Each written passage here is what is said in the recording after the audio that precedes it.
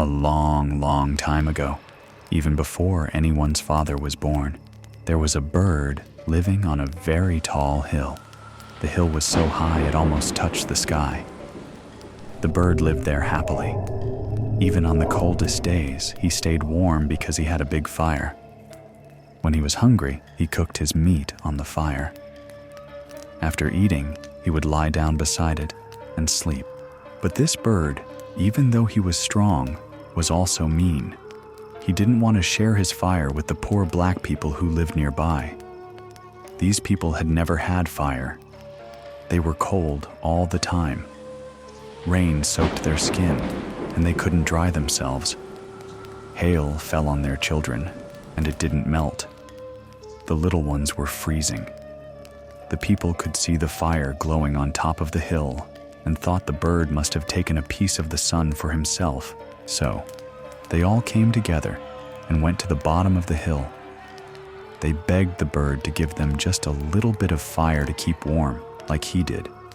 But the bird only laughed at them and made fun of their need. He told them to get fire from the sun if they wanted it. Then he threw down a big piece of roasted kangaroo and told them to eat it and see how good his little son was. Before this, the people had only ever eaten raw meat. At first, they didn't like the roasted meat, but soon they realized it tasted better, was easier to chew, and didn't hurt their teeth. And since the great bird cooked his meat that way, they thought it must be the best way. So they begged again, not just for warmth now, but because they wanted their food to be like the bird's. Still, the bird laughed at them. "Do you want to roast yourselves like the kangaroo?" he asked. But the people didn't stop. Even the women and children joined in, asking for just a little piece of fire. Their cries grew so loud that animals from all over came to see what was going on. The great bird looked down and laughed again, still refusing to help. Then, the Mina bird, a small, smart bird, came up with an idea.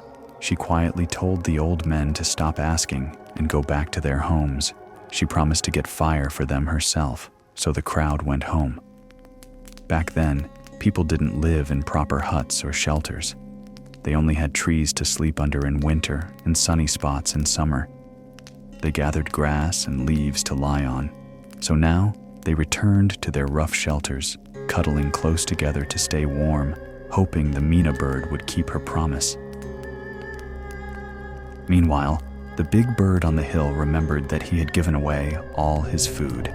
He was getting hungry again. He looked down and saw that the people had gone quiet.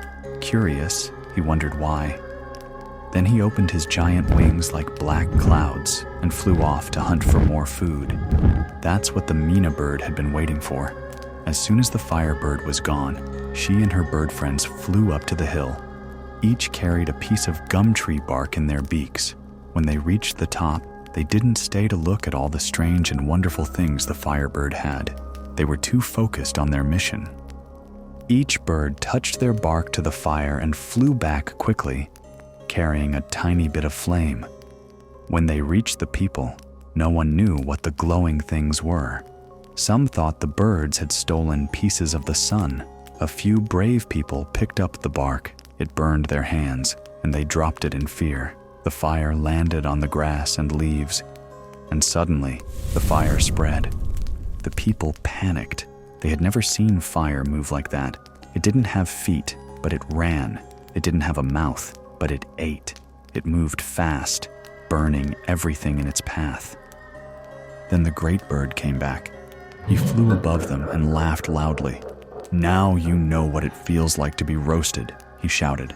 "I'll get lots of roasted kangaroo now, without even having to hunt."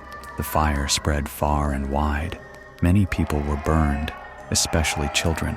Some strong men and women ran and found a river. They swam across, and the fire couldn't follow. They watched from the other side as the flames burned their homes and land. When night came, the fire slowly died. All that was left were red glowing cinders. The people waited. A few days later, when all was quiet, they crossed the river again and slowly came back.